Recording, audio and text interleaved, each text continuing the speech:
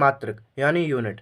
तो आज का हमारा पहला सवाल है, रेडियो धर्मता की एसआई इकाई क्या है? तो वो है बैकरल। रेडियो धर्मता की एसआई इकाई बैकरल है। और रेडियो धर्मता की एसआई इकाई बैकरल है। मूल भौतिक राशियां, उनके मात्रक यहाँ पर दिए गए हैं। एक सेकंड। मात्रक चिन्ह और मूल भौतिक राशि। मीटर को एम में दर्शाते हैं और मूल भौतिक राशि है इसकी लंबाई। किलोग्राम को केजी में दर्शाते हैं और इसकी मूल भौतिक राशि है द्रव्यमान। और सेकंड को एस से दर्शाते हैं और इसकी मूल भौतिक राशि है समय। एम्पियर को ए से और इसकी मूल भौतिक राशि है विद्युत धारा। केल्विन का के और मूल भौतिक राशि ताप। मोल का MOL और पदार्थ की मात्रा मूल भौतिक राशि है। कैंडेला CD और ज्योति तीव्रता, ये है इसकी मूल भौतिक राशि। तो आज का हमारा अगला सवाल है कि भार की एसआई क्या है? तो भार की एसआई है न्यूटन। और चलते हैं आगे। एसआई पद्धति में भार का मात्रक न्यूटन होता है। अन्य भौतिक राशियों के एसआई मात्रक निम्नलिखित हैं। वो है लंबाई का मीटर है और प्रतीक M, जो कि अभी हम पढ़ के ही आ रहे हैं। द्रव्यमान का किलोग्राम और इसका प्रतीक केजी होता है। समय का सेकंड, इसका प्रतीक S होता है। विद्युत धारा का एम्पियर और इसका प्रतीक A होता है। और ताप केल्विन के, ज्योति तीव्रता कैंडेला CD, पदार्थ की मात्रा मोल। ठीक है, ये तो हमने पहले ही पढ़ा था। निम्न में से किस राशि का एसआई मात्रक कैंडेला होता है? तो जैसा कि हम अभी पढ़ के आ रहे हैं, उसका होता है ज्योति तीव्रता का। ठीक है, चलते हैं अगले सवाल पर।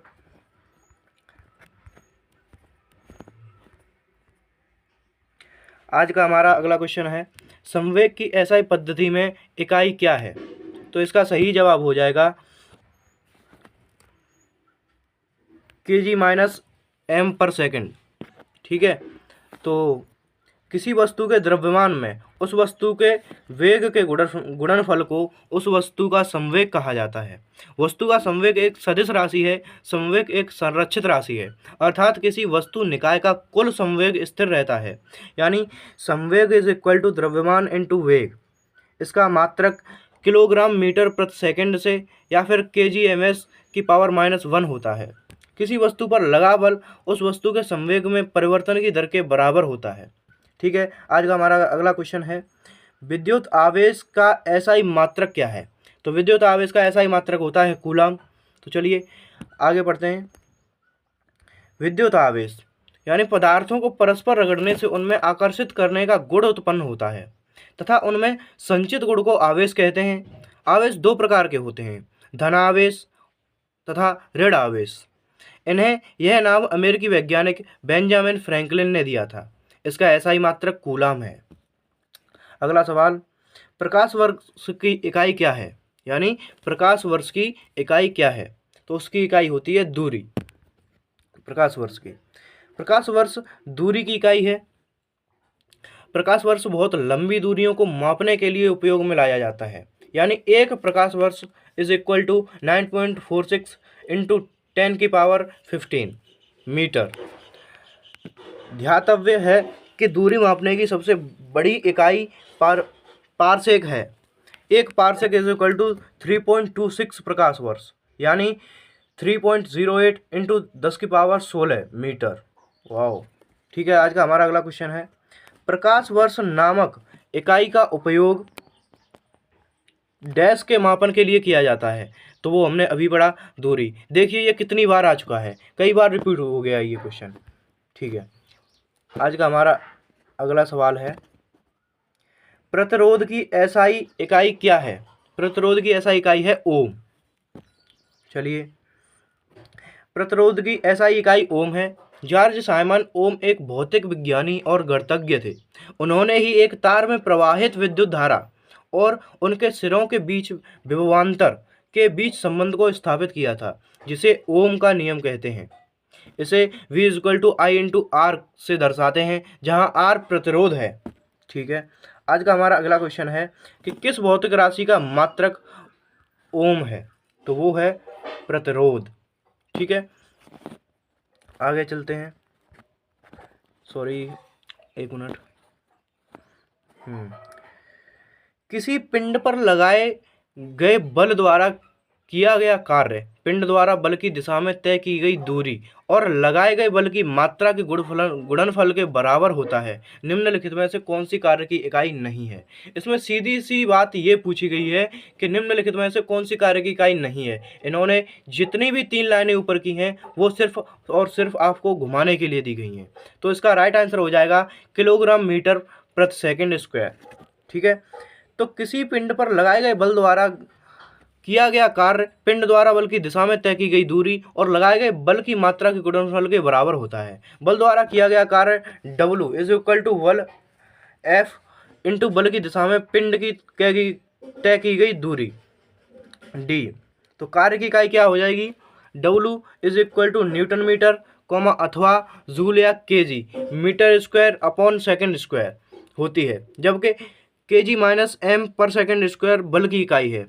ओके, आज का हमारा अगला क्वेश्चन है, लेंस की शक्ति की एसआई क्या है। ठीक है, इसका सही जवाब हो जाएगा डायोप्टर।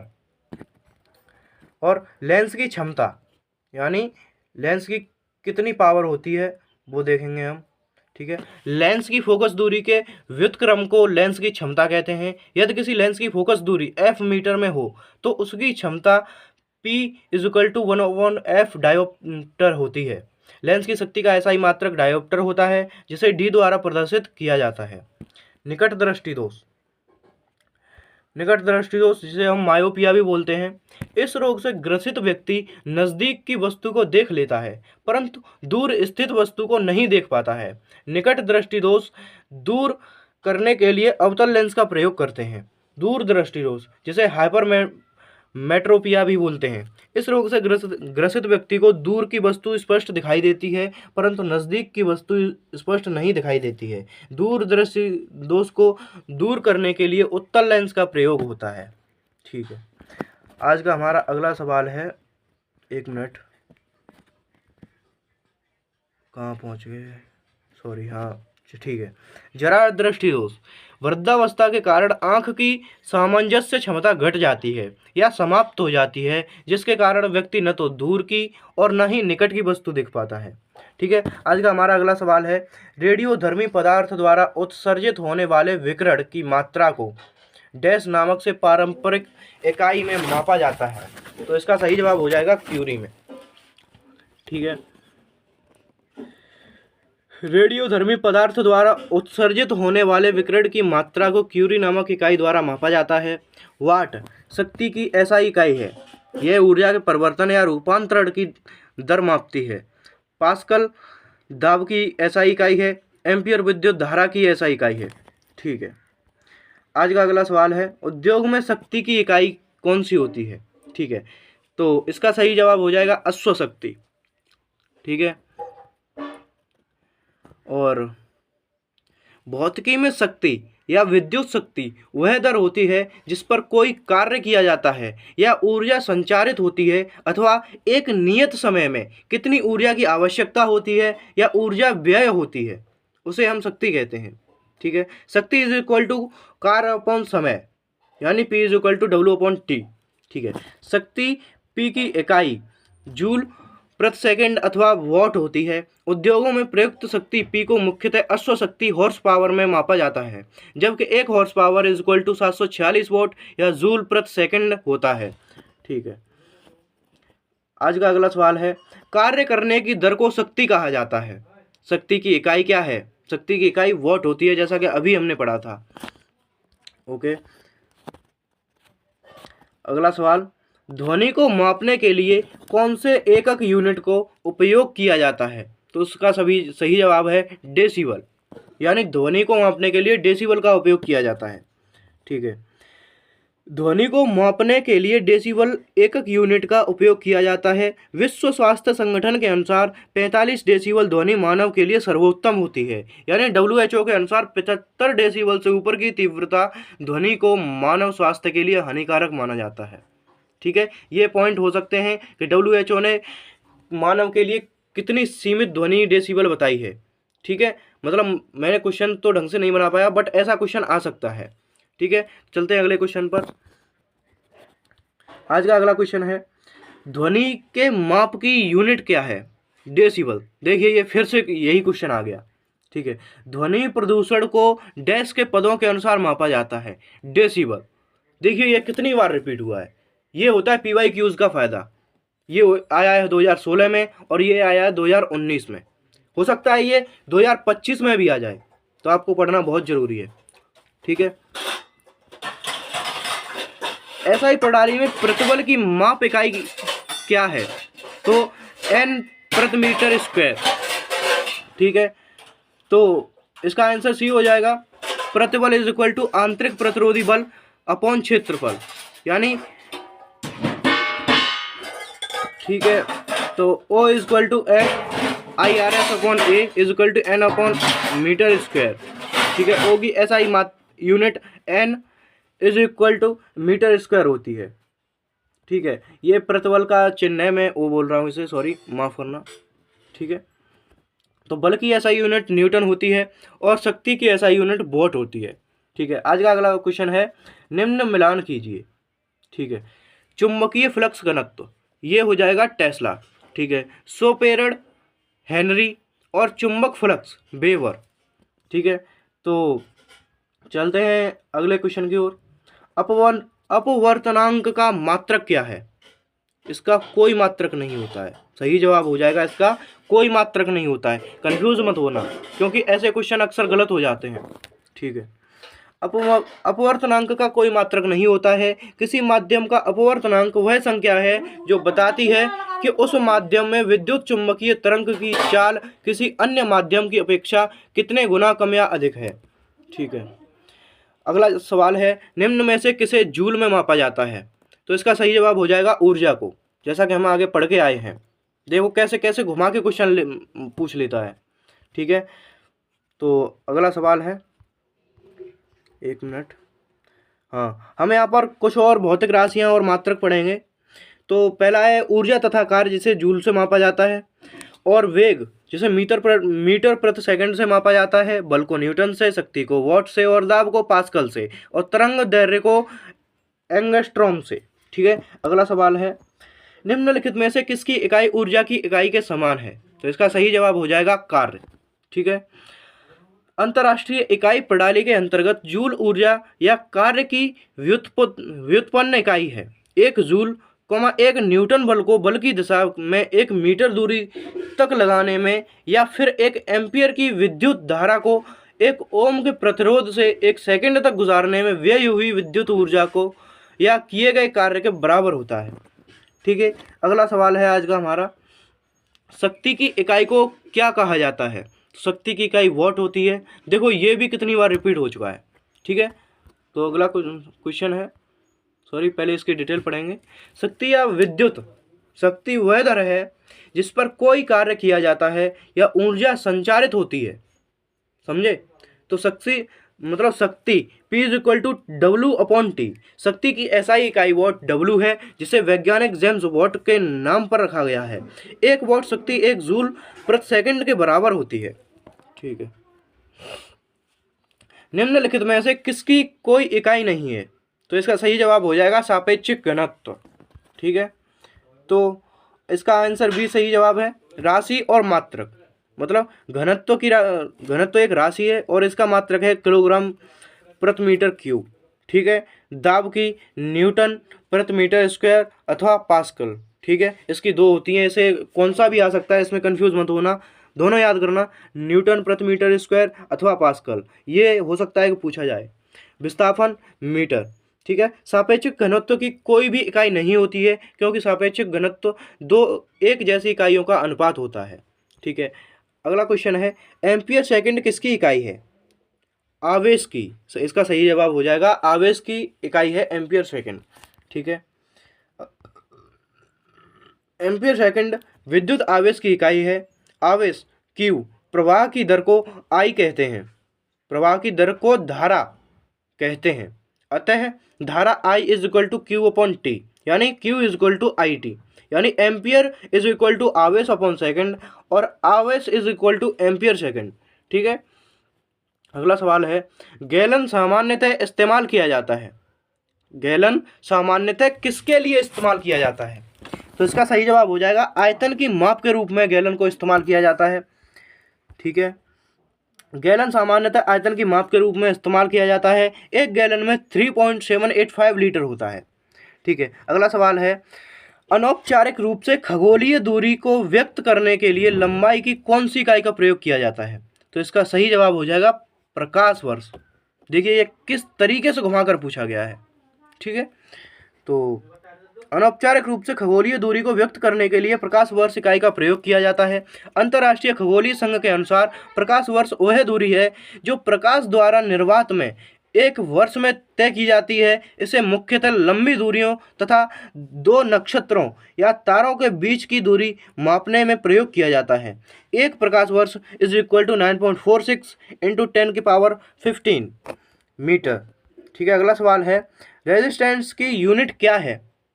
इसका सही जवाब हो जाएगा ओम। ठीक है, तो रेजिस्टेंस की यूनिट ओम है। ऐसे ही और की यूनिट देखेंगे, विद्युत धारा की यूनिट एम्पियर है, शक्ति की यूनिट वॉट है, प्रतिरोध की यूनिट ओम है, विभवांतर की यूनिट क्या है? वोल्ट। ठीक है, अगला सवाल है, दबाव की एसआई क्या है? तो दबाव की एसआई मात्रक है न्यूटन प्रति वर्ग मीटर। ठीक है, चलिए अगला सवाल है हमारा आज का, 1 मिनट बस। ठीक है, किसी सतह के एकांक क्षेत्रफल पर लगने वाले बल को दाब कहते हैं। यानी दाब P इज इक्वल टू पृष्ठ के लंबवत बल F अपॉन पृष्ठ का क्षेत्रफल A। दाब एक अदिश राशि है। इसका एसआई मात्रक न्यूटन प्रति वर्ग मीटर या पास्कल होता है। आज का अगला सवाल है, पृथ्वी से लेकर सूर्य तक की अनुमानित दूरी की लंबाई की यूनिट क्या है? मतलब जो हम पृथ्वी से लेकर सूर्य तक की जो अनुमानित दूरी है उस लंबाई की यूनिट को मापने, मतलब लंबाई को मापने के लिए उसकी यूनिट यानी मात्रक क्या है? तो इसका सही जवाब हो जाएगा एस्ट्रोनॉमिकल यूनिट। ठीक है, सूर्य और पृथ्वी के बीच की माध्य दूरी को एस्ट्रोनॉमिकल यूनिट कहते हैं। एक एस्ट्रोनॉमिकल यूनिट खगोलीय इकाई है, is equal to 1.495 into 10⁻11 metre. ठीक है, अंतर्राष्ट्रीय खगोलीय संघ के अनुसार प्रकाश वर्ष वह दूरी है जो प्रकाश द्वारा निर्वात में एक वर्ष में तय की जाती है। ठीक है, अगला सवाल है, बल की इकाई क्या है? तो बल की इकाई है kgms⁻²। ठीक है, किसी पिंड या वस्तु पर लगा बल उस पिंड या वस्तु के द्रव्यमान m व उस पिंड या वस्तु में उत्पन्न त्वरण a के गुणनफल के बराबर होता है। अर्थात F is equal to ma। बल की एसआई इकाई न्यूटन होती है। बल की अन्य इकाई kg-m⁻² होती हैं। ठीक है, अगला सवाल है, बल फोर्स की एसआई यूनिट क्या है? तो इसका सही जवाब हो जाएगा न्यूटन। ठीक है, आगे चलते हैं। तो कुछ राशियां हैं जिन्हें देखेंगे हम। ताप का मात्रक होता है केल्विन, बल का होता है न्यूटन, दाब का होता है पास्कल और विद्युत धारा का होता है एम्पियर। ठीक है, तो चलिए ठीक है, निम्नलिखित में से कौन सी मात्रा और उसकी एसआई इकाई सही रूप से सुमेलित नहीं है? तो मतलब हमें इसमें से ये पता लगाना है कि कौन सी मात्रा और उसकी एसआई इकाई सही सुमेलित नहीं है। तो इसका सही जवाब हो जाएगा मैग्नेटिक फ्लक्स टेस्ला। यानी जो मैग्नेटिक फ्लक्स है उसकी इकाई टेस्ला नहीं है। ठीक है, फ्रिक्वेंसी की हर्ट्ज है, प्रेशर की पास्कल है, इलेक्ट्रिक की कंडक्टेंस सीमेंस है। ठीक है, तो चुंबकीय फ्लक्स चुंबकीय क्षेत्र में रखी हुई किसी सतह के लंबवत गुजरने वाली कुल चुंबकीय रेखाओं को उस सतह का चुंबकीय फ्लक्स कहते हैं। चुंबकीय फ्लक्स की एसआई इकाई वेबर होती है। ठीक है, अगला सवाल है, विस्थापन की एसआई इकाई क्या है? तो विस्थापन की एसआई इकाई हो जाएगी मीटर। ठीक है, चलिए आगे देखते हैं। किसी वस्तु द्वारा अपनी प्रारंभिक स्थिति व अंतिम स्थिति के मध्य की सबसे कम दूरी वाले पथ की लंबाई को विस्थापन कहते हैं। यह एक सदिश राशि है। इसका एसआई मात्रक मीटर होता है। ठीक है, आज का अगला सवाल है, विभवांतर की एसआई इकाई क्या है? तो इसका सही जवाब हो जाएगा कूलम। ठीक है, विभवांतर का एसआई मात्रक वोल्ट होता है, यानी विभवांतर का जो एसआई मात्रक होता है वो वोल्ट होता है, और आवेश का मात्रक कूलम होता है, शक्ति का मात्रक वॉट होता है, ऊर्जा का मात्रक जूल होता है। ठीक है, अगला सवाल है चुंबकीय फ्लक्स की एसआई इकाई क्या है? तो इसका सही जवाब हो जाएगा वेबर। ठीक है, चलिए अगले क्वेश्चन की ओर चलते हैं। पहले कुछ राशियां और पढ़ लेते हैं। तो धारिता जो कि फेरड की है, धारिता का मात्रक फेरड है, प्रेरकत्व का हेनरी है, और दाब का पास्कल है। चुंबकीय फ्लक्स का चुंबकीय फ्लक्स का वेबर है। ठीक है।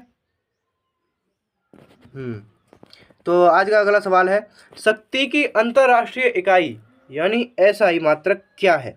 तो इसका सही जवाब हो जाएगा वॉट। ठीक है, तो आज का अगला सवाल पहले डिटेल पढ़ेंगे हम। ठीक है, कार्य करने की दर को शक्ति कहते हैं। शक्ति की अंतरराष्ट्रीय इकाई वाट है जो 1 जूल प्रति सेकंड के बराबर होती है, जबकि कार्य का मात्रक जूल है। 1 जूल इज इक्वल टू 10⁷ अर्ग। ठीक है, आज का अगला सवाल है जी के मान की एसआई इकाई वही है जो कि डैश की एसआई इकाई है। तो इसका सही जवाब हो जाएगा त्वरण। ठीक है, तो गुरुत्वीय त्वरण यानी जी और त्वरण का ऐसा यूनिट एक ही होता है, यानी 1 ही मीटर प्रति सेकंड स्क्वायर होती है। गुरुत्वीय त्वरण का संख्यात्मक मान 9.8 मीटर प्रति सेकंड स्क्वायर होता है।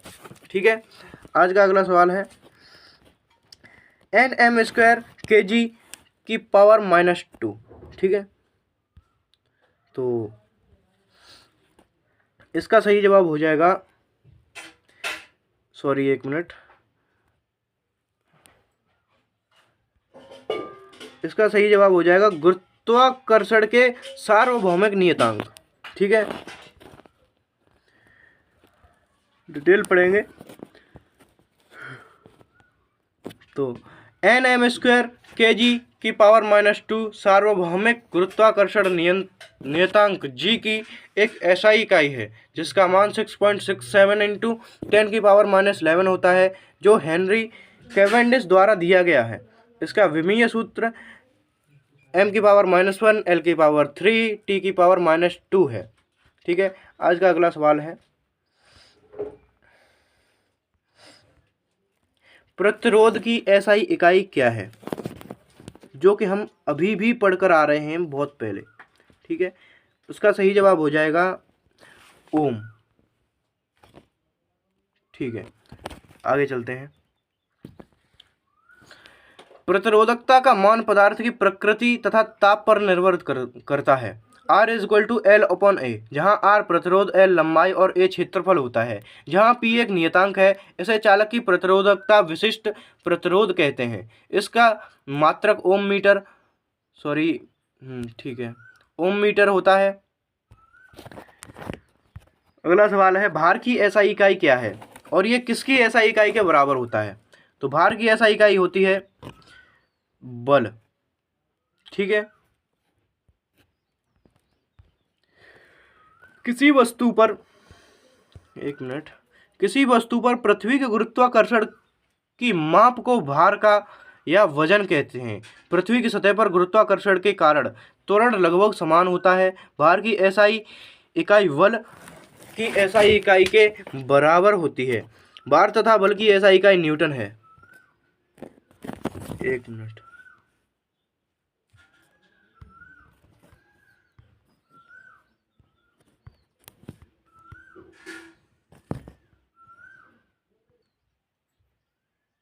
ठीक है, अगला सवाल है चाल की अंतर्राष्ट्रीय एसआई इकाई क्या है? तो इसका सही जवाब हो जाएगा मीटर प्रति सेकंड स्क्वायर, मीटर प्रति सेकंड। ठीक है, आंसर नंबर ए, किसी कण या वस्तु द्वारा एकांक समय में तय की गई दूरी को चाल कहा जाता है। चाल एक अदिश राशि है, यानी चाल = दूरी अपॉन समय। चाल की एसआई इकाई मीटर प्रति सेकंड होती है। ठीक है, अगला सवाल है निम्नलिखित में से किन दो भौतिक राशियों की इकाई एक ही होती है? तो इसका सही जवाब हो जाएगा भार, बल और भार। ठीक है, तो भौतिक राशि और इसकी इकाई दाब की पास्कल होती है, भार बल तथा उत्क्षेप की न्यूटन या किलोग्राम मीटर प्रति सेकंड स्क्वायर होती है, गति की मीटर प्रति सेकंड होती है। स्पष्ट है कि बल, भार और उत्क्षेप का मात्रक समान है, अतः विकल्प बी और डी दोनों सत्य होगा। समझ रहे हैं? मतलब विकल्प बी और डी मतलब बल और उत्क्षेप बल, यानी ये दोनों ही सही होंगे।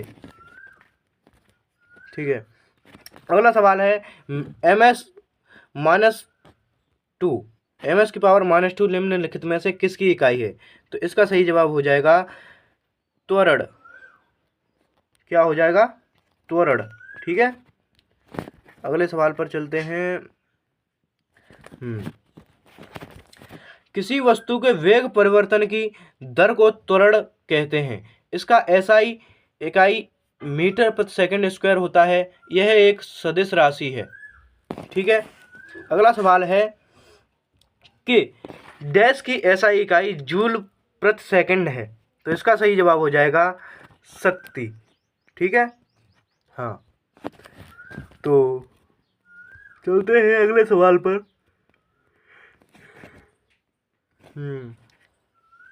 कार्य करने की दर को शक्ति कहते हैं। इसकी इकाई जूल प्रति सेकंड के बराबर होती है, यानी P = W/T। P शक्ति, तो वहाँ पर W कार्य और T समय होता है। ठीक है, आज का अगला सवाल है न्यूटन डैश के मापन की इकाई है। तो इसका सही जवाब हो जाएगा बल। ठीक है,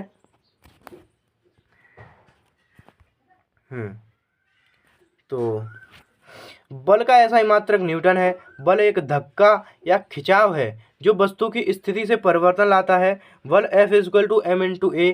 किसी वस्तु पर लगाया गया बल वस्तु के द्रव्यमान तथा त्वरण के गुणनफल के बराबर होता है, जहाँ F = बल, m = द्रव्यमान, a = त्वरण होता है। ठीक है, शक्ति का मात्रक वाट, दाब का मात्रक पास्कल, विद्युत प्रतिरोध का मात्रक ओम होता है। चलिए, आज का अगला सवाल है डैश की एसआई इकाई न्यूटन है। तो इसका सही जवाब हो जाएगा बल और वजन। बल और वजन की एसआई इकाई न्यूटन होती है। ठीक है, बल वह कारक है जो किसी वस्तु की प्रारंभिक अवस्था में परिवर्तन करता है या परिवर्तन करने का प्रयास करता है। यह एक सदिश राशि है। इसका ऐसा ही मात्रक न्यूटन है। भार या वजन mg उस वस्तु पर लगने वाले गुरुत्वीय बल त्वरण g को, जिसका पृथ्वी पर मान 9.8 लगभग 10 मीटर प्रति सेकंड स्क्वायर वाले गुरुत्वाकर्षण बल का परिणाम है। इसका मान जगह के साथ बदलता रहता है। इसकी ऐसा इकाई न्यूटन है, जो एक सदिश राशि है। ठीक है, आज का अगला सवाल है विद्युत धारा की ऐसा इकाई क्या है? तो इसका सही जवाब हो जाएगा एम्पियर। ठीक है,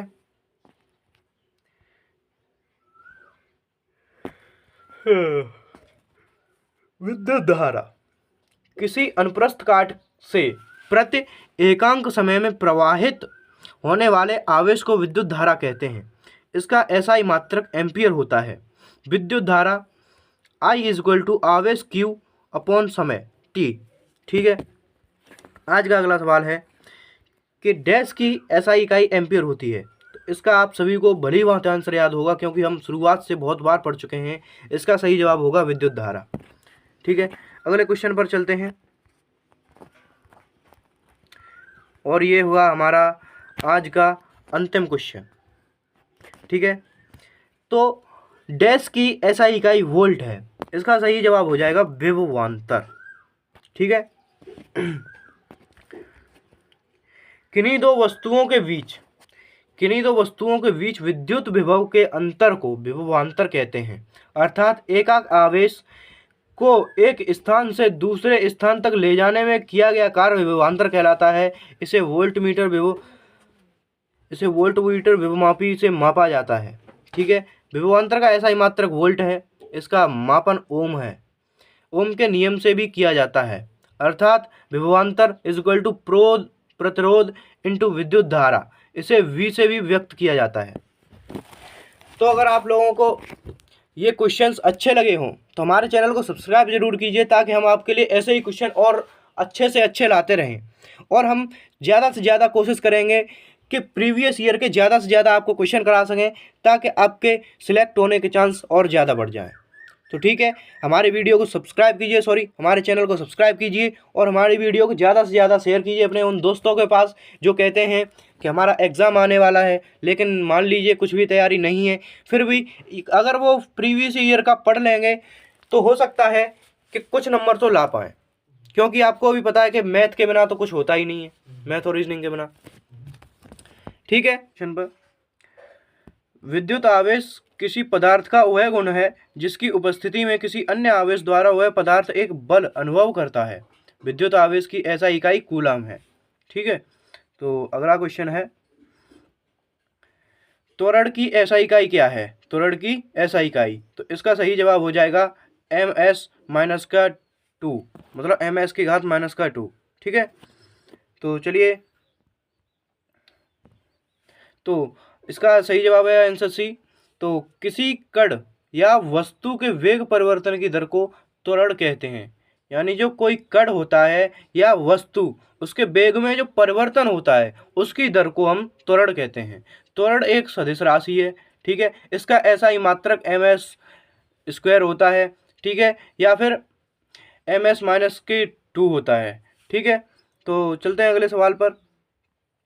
निम्न में से कौन सी तापमान की ऐसा इकाई है? तो निम्न में से कौन सी तापमान की ऐसा इकाई है? इसका सही जवाब हो जाएगा केल्विन। ठीक है,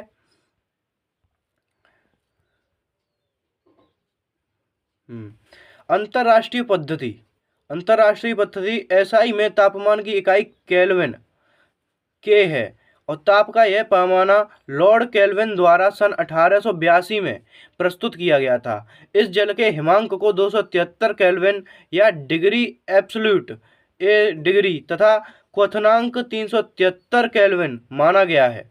इन दोनों के बीच दूरी को 100 बराबर भागों में बांटा गया है। ठीक है, चलते हैं अगले सवाल पर। nm की घात माइनस 2 डैश की अंतरराष्ट्रीय ऐसा इकाई है, तो इसका सही जवाब हो जाएगा दाब। ठीक है, इसका सही जवाब हो जाएगा दाब। ठीक है, चलते हैं अगले क्वेश्चन पर। एक मिनट, हाँ पहले इसकी डिटेल पढ़ेंगे। तो एकांक क्षेत्रफल पर कार्यरत लंबवत बल दाब कहलाता है। ठीक है, यह एक अदिश राशि है। ठीक है, यह एक अदिश राशि है। अतः दाब पृष्ठ के लंबवत बल F और पृष्ठ का क्षेत्रफल, मतलब पृष्ठ के लंबवत बल F/A यानी पृष्ठ का क्षेत्रफल। दाब का अंतरराष्ट्रीय पद्धति ऐसा ही मात्रक न्यूटन प्रति मीटर स्क्वायर यानी न्यूटन प्रति मीटर स्क्वायर या पास्कल होता है। ठीक है, तो चलते हैं अगले क्वेश्चन पर। अगला क्वेश्चन है भार की ऐसा इकाई वही है जो डैश की ऐसा इकाई होती है। तो इसमें यह क्वेश्चन पूछा गया है कि ऐसी कौन सी भार की इकाई है जो इकाई किसी और की भी होती है। तो इसका सही जवाब हो जाएगा बल। बल की ऐसा इकाई और भार की ऐसा इकाई एक ही होती है। ठीक है, इसकी डिटेल पढ़ते हैं। तो भार तथा बल दोनों सदिश राशियां हैं।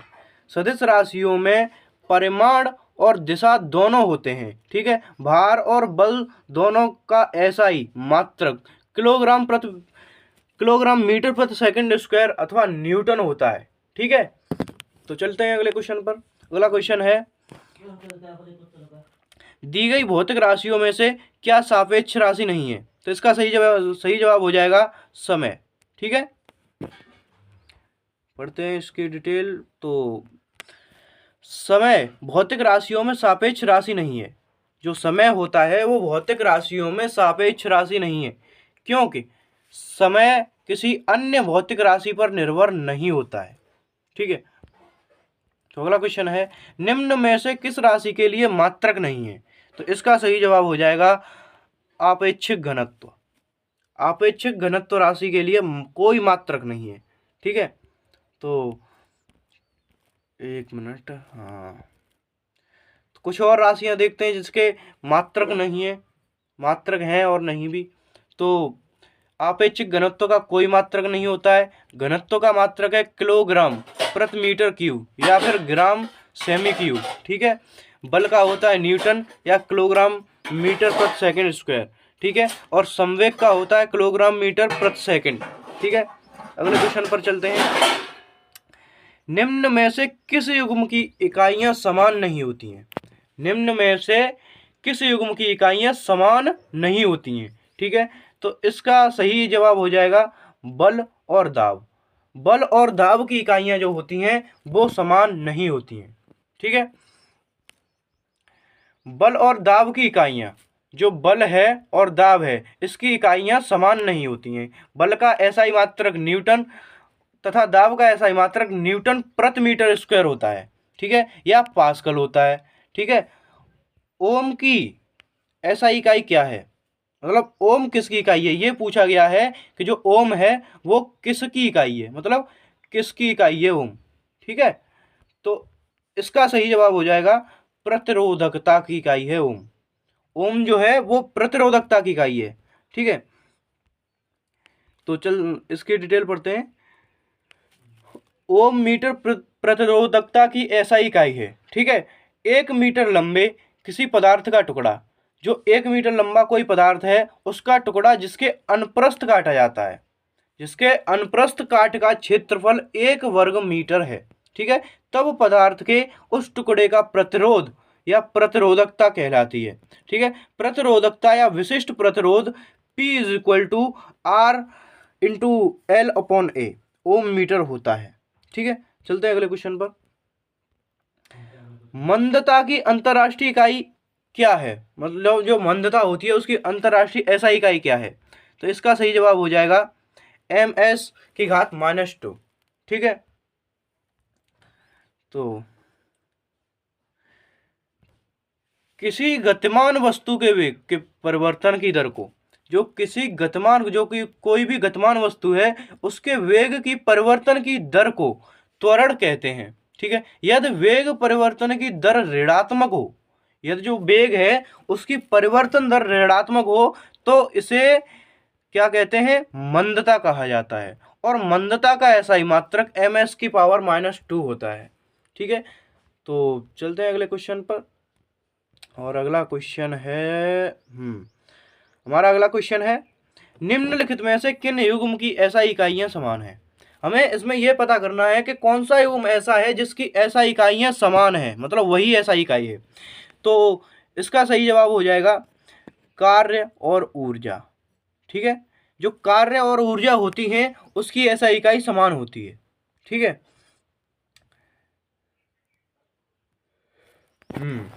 कार्य का मात्रक जूल होता है, मतलब जो कार्य की इकाई या मात्रक जो होता है वो जूल होता है। इसे संक्षेप में जे से निरूपित किया जाता है। ठीक है, ऊर्जा का मापन जूल में किया जाता है, मतलब ऊर्जा को भी जूल में ही मापा जाता है, इसलिए ऊर्जा का मात्रक भी जूल होता है। ठीक है, अतः कार्य और ऊर्जा की ऐसा इकाइयां समान हैं। इसका विमीय सूत्र है ml² और t की पावर -2। इसका विमीय सूत्र ml² t की पावर -2 होता है। ठीक है, तो अगला क्वेश्चन देखते हैं। 1 पास्कल इज इक्वल टू, मतलब इसमें यह पूछ रहा है जो 1 पास्कल होता है वो कितने के बराबर होता है? तो इसका सही जवाब हो जाएगा 1 माइनस की, मतलब 1 nm की पावर -2, ये हो जाएगा इसका सही जवाब। ठीक है, तो जो 1 पास्कल होता है, 1 मिनट, हाँ, जो 1 पास्कल होता है वो 1 न्यूटन प्रति मीटर स्क्वायर होता है। तो इसी को हमने शॉर्ट में लिख दिया 1p is equal to 1 nm की पावर -2। ठीक है, हमारा अगला सवाल है, 1 मिनट रुकना, हाँ अब सही है। निम्नलिखित का सही मिलान कीजिए। ठीक है, तो इसका सही जवाब हो जाएगा, सॉरी मुझे देखना पड़ेगा। ठीक है, तो इसका सही जवाब हो जाएगा ए। तो जब हम इसका मिलान करेंगे तो पहले का पहले से ही जाएगा। ठीक है, और जो दूसरे का है वो तीसरे से मिलेगा। ठीक है, और जो तीसरा है वो मिलेगा दूसरे से, मतलब जो किलोवाट घंटा है वो जूल से मिलेगा, वाट नैनोमीटर से मिलेगा, और किलोवाट मिलेगा वाट से, और हॉर्स पावर मिलेगा 746 वाट से, मतलब 1 horse power is equal to 746 watt. ठीक है, चलते हैं अगले क्वेश्चन पर। यहाँ पर भी वही चीज़ है। हमारा अगला क्वेश्चन है कि विद्युत धारा की अंतर्राष्ट्रीय एसआई इकाई क्या होती है? तो इसका सही जवाब हो जाएगा एम्पियर। समझे, जो विद्युत धारा होती है उसकी एसआई इकाई एम्पियर होती है। ठीक है। तो किसी चालक में विद्युत धारा आवेश की प्रवाह के दर को विद्युत धारा कहते हैं। विद्युत धारा की दिशा धन आवेश की गति की दिशा की ओर मानी जाती है। इसका एसआई मात्रक एम्पियर है। यह एक अदिश राशि है। ठीक है। और हमारा अगला क्वेश्चन है, जो तरंग दैर्घ्य होती हैं उसका एसआई मात्रक क्या है? तो इसका सही जवाब हो जाएगा मीटर। ठीक है, जो मीटर होता है वो तरंग दैर्घ्य का एसआई मात्रक होता है। ठीक है, तो चलते हैं इसकी डिटेल पर। इसकी डिटेल तो इतनी ही है, तरंग दैर्घ्य का एसआई मात्रक मीटर होता है। ठीक है, तो हमारा अगला सवाल है,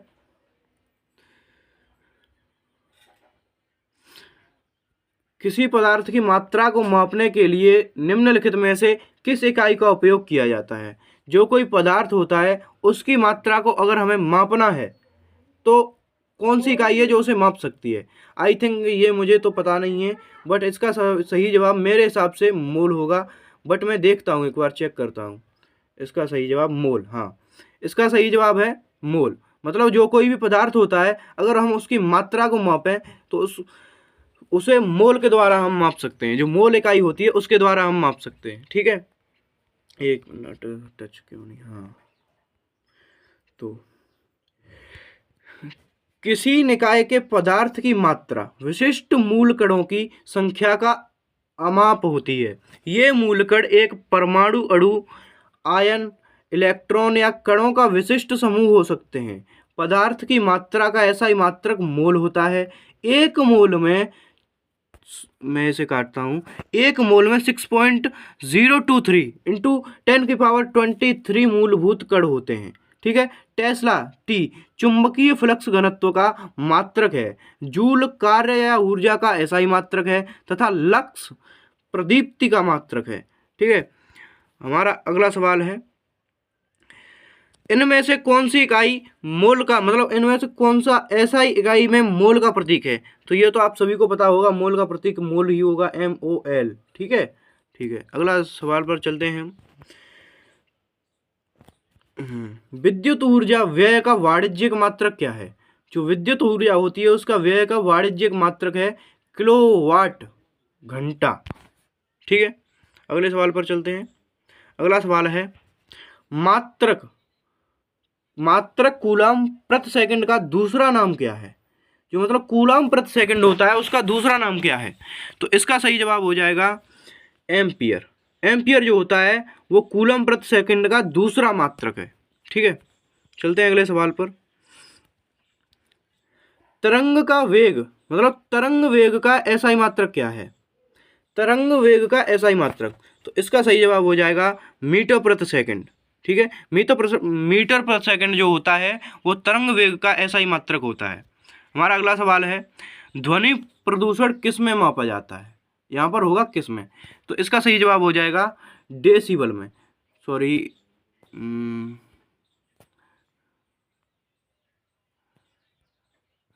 ध्वनि प्रदूषण जो होता है उसे हम डेसिबल में मापते हैं। डेसिबल में ध्वनि प्रदूषण को मापा जाता है।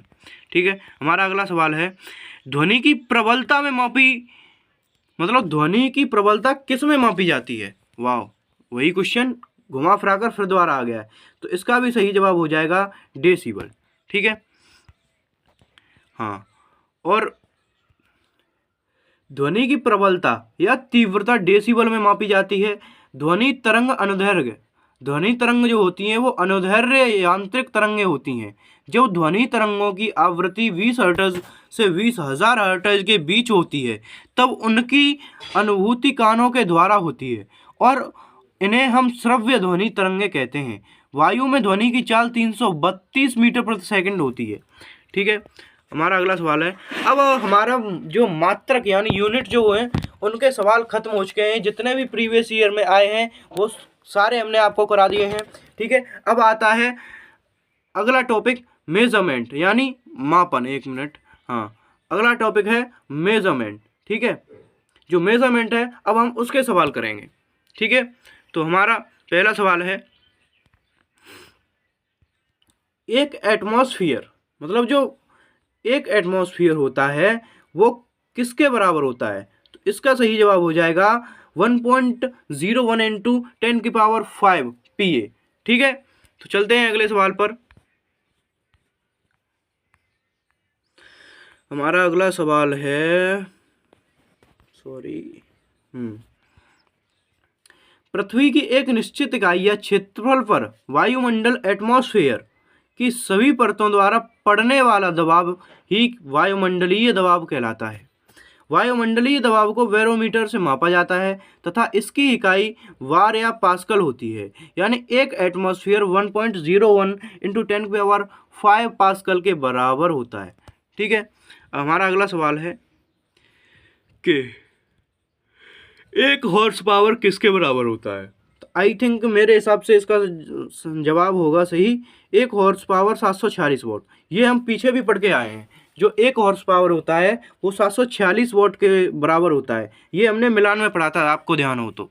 ठीक है, हमारा अगला सवाल है, एक अश्वशक्ति मतलब जो हॉर्स पावर होता है उसे हम बोलते हैं हिंदी में एक अश्वशक्ति 746 वॉट के बराबर होता है।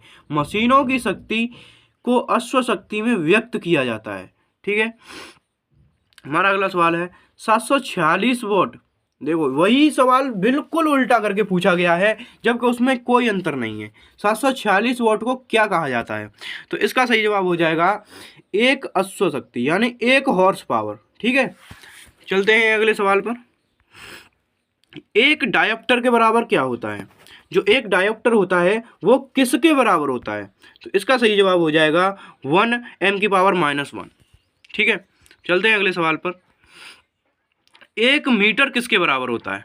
जो एक मीटर होता है वो किसके बराबर होता है? तो उसका सही जवाब हो जाएगा 10⁶ माइक्रोन। एक मीटर होता है वो 10⁶ माइक्रोन के बराबर होता है। ठीक है, जो अब देखते हैं हम एक मीटर किस किस के बराबर होता है। एक मीटर 10⁶ माइक्रोन के बराबर होता है, एक मीटर 10⁻³ मिमी के बराबर होता है, एक मीटर 3.2 फीट के बराबर होता है, एक मीटर 10⁻³ किलोग्राम मीटर के बराबर होता है, एक मीटर 10⁹ नैनोमीटर के बराबर होता है, एक मीटर 10⁻12 पिकोमीटर के बराबर होता है, एक मीटर 10⁻15 फेम्टोमीटर के बराबर होता है। ठीक है, ये तो काफ़ी बराबर होता है। ठीक है, चलते हैं अगले सवाल पर। और हमारा अगला सवाल है, परमाणु त्रिज्या किस में मापी जाती है? जो परमाणु की त्रिज्या होती है उसे हम किस में मापते हैं? तो इसका सही जवाब हो जाएगा नैनोमीटर। ठीक है, जो नैनोमीटर होता है उसमें हम परमाणु की त्रिज्या को मापते हैं। ठीक है, चलते हैं अगले सवाल पर। हमारा अगला सवाल है, प्रदीप्ति जो इल्यूमिनेशन होता है, जो प्रदीप्ति इल्यूमिनेशन होता है उसकी माप निम्न में से किसके उपयोग करके की जाती है? तो इसका सही जवाब हो जाएगा लक्स मीटर। लक्स मीटर जो होता है उससे हम प्रदीप्ति को मापते हैं। ठीक है, हमारा अगला सवाल है, एक मिनट, हाँ, तो प्रदीप्ति की माप लक्स मीटर के द्वारा की जाती है। लक्स एक व्युत्पन्न इकाई है जो ल्यूमेन पर आधारित है। ल्यूमेन कैंडेला से व्युत्पन्न इकाई है और एक लक्स बराबर है एक ल्यूमेन प्रति वर्ग मीटर, जहां 4 पाई ल्यूमेन एक कैंडेला प्रकाशीय तीव्रता के प्रकाश स्रोत का पूर्ण बहाव है। ठीक है, तो मतलब 1 lux is equal to 1 lumen प्रति मीटर स्क्वायर। ठीक है, तो हमारा अगला सवाल है, देखिए ये कितनी बार आया है। आरआरबी ग्रुप डी 2018 में ये सवाल आया है, 2080 में दूसरी शिफ्ट, तीसरी शिफ्ट, पहली शिफ्ट और 18 में कितनी बार आया है ये सवाल। ठीक है, ये बहुत इंपॉर्टेंट है, ये रिपीट होने के ज़्यादा चांसेस हैं। 1 किलोवाट इज इक्वल टू, तो 1 किलोवाट किसके बराबर होता है? इसका सही जवाब हो जाएगा 3.6 इंटू 10⁶ जूल। ठीक है, तो हमारा अगला सवाल पे चलने से पहले हम इसकी डिटेल चेक करेंगे। 1 किलोवाट घंटा is equal to 1 kilowatt into 1 घंटा।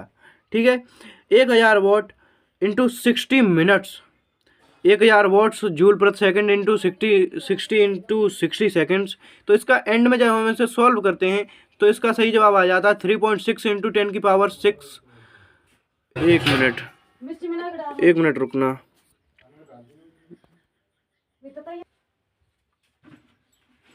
तो हाँ, जब हम इसे एंड में सॉल्व करेंगे तो ये 3.6 इंटू 10⁶ जूल हो जाएगा।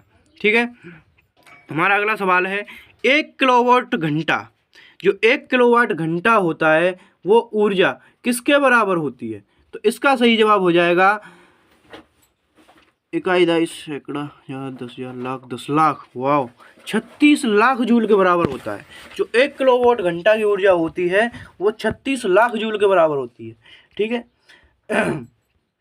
तो जो 1 किलोवाट घंटा इज इक्वल टू 1000 जूल।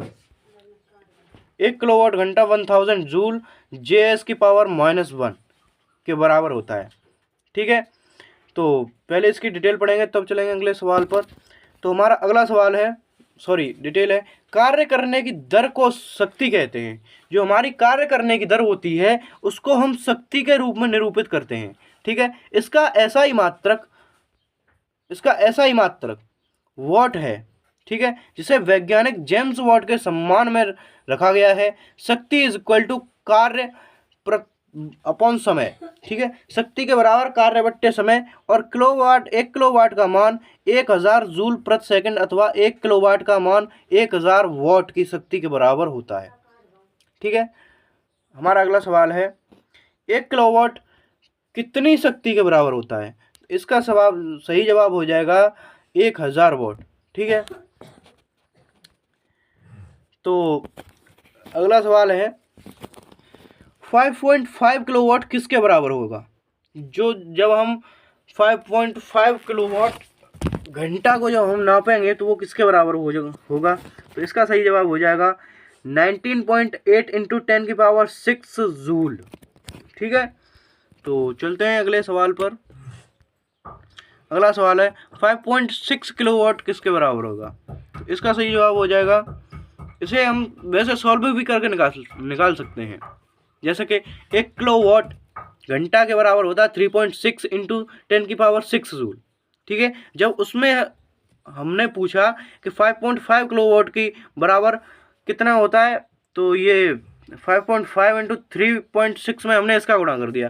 तो ऑब्वियस सी बात है, हम जब 5.6 का 3.6 में गुणा करेंगे तो इसका सही जवाब हो जाएगा 20.16। अगर भरोसा नहीं है तो अभी चेक करते हैं। वैसे मेरी कैलकुलेशन के अनुसार तो इतना ही होगा, 20.16 इंटू 10⁶ जूल। तो इसका सही जवाब है, देखते हैं एक बार,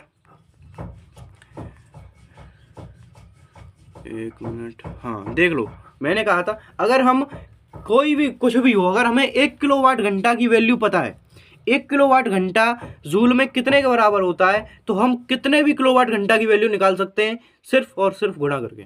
आपको भी पता होगा। ठीक है, तो यही सही है। तो हमारा अगला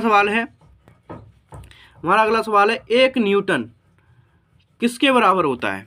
तो इसका सही जवाब हो जाएगा 1 kg इंटू 1 ms की पावर -2।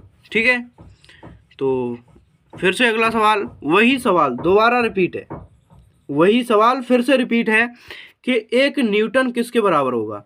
तो 1 kg ms की पावर -2। ठीक है, चलते हैं अगले सवाल पर। 4.6 किलोवाट घंटा, मैंने आपको पहले ही बताया था कि 4.6 किलोवाट घंटा अगर हम उसका 3.6 इंटू 10⁶ में अगर गुणा कर देते हैं तो उसका सही जवाब निकल आएगा। तो अगर हम इसका गुणा करेंगे तो इसका सही जवाब हो जाएगा 16.56 इंटू 10⁶ जूल। ठीक है, इसका सही जवाब बी है, ऑब्वियस सी बात है। इसका सही जवाब हो जाएगा 2 किलोवाट घंटा का। तो इसका 3.6 में जब हम गुणा करेंगे 36 दूनी 72 और 72 तो इन सभी में आ रहा है, बट 10⁶ ये भी ध्यान रखना ज़रूरी है। देखो, इसमें है 10�8, इसमें 10⁵, लेकिन 10�6 है। जो 1 किलोवाट घंटा का मान होता है वो 3.6 इंटू 10⁶ जूल। ठीक है, तो इसका सही जवाब हो जाएगा बी, ऑप्शन बी। ठीक है, चलते हैं अगले सवाल पर। 4.2 किलोवाट प्रति घंटा, अब तो इन्होंने बस प्रैक्टिस करा रहे हैं ये अपनी। ठीक है, तो 4.2, 6 दूनी 12, तो ये ऑब्वियस सी बात है, दिख रहा है 15.12, ठीक है। तो इसका सही जवाब हो जाएगा ऑप्शन बी। आपको भरोसा नहीं है तो देखो अभी दिखाता हूँ। देखो बी, चूंकि 1 किलोवाट घंटा इज इक्वल टू 3.6 इंटू 10⁶ है, तो 4.2 किलोवाट घंटा is equal to 3.6 into 4.2 into 10⁶ joule हो जाएगा। तो 15.12 इंटू 10⁶ जूल, देखो वही निकला ना। तो सीधी सी बात है, अगर कभी भी ऐसा सवाल आता है तो आप सिर्फ ये इतना याद कीजिए कि 1 किलोवाट घंटा कितने के बराबर होता है, और आप निकाल सकते हैं ये सवाल। और ये कितनी बार रिपीट हुआ है आपको भी पता होगा, ठीक है। तो आप देख रहे हैं मेरे साथ भी, ठीक है। तो हमारा अगला सवाल है, प्रकाश वर्ष किसके द्वारा मापा जाता है? तो प्रकाश वर्ष का मापन होता है दूरी के द्वारा, ठीक है। मतलब प्रकाश वर्ष द्वारा किसे मापा जाता है, मतलब दूरी को, ठीक है।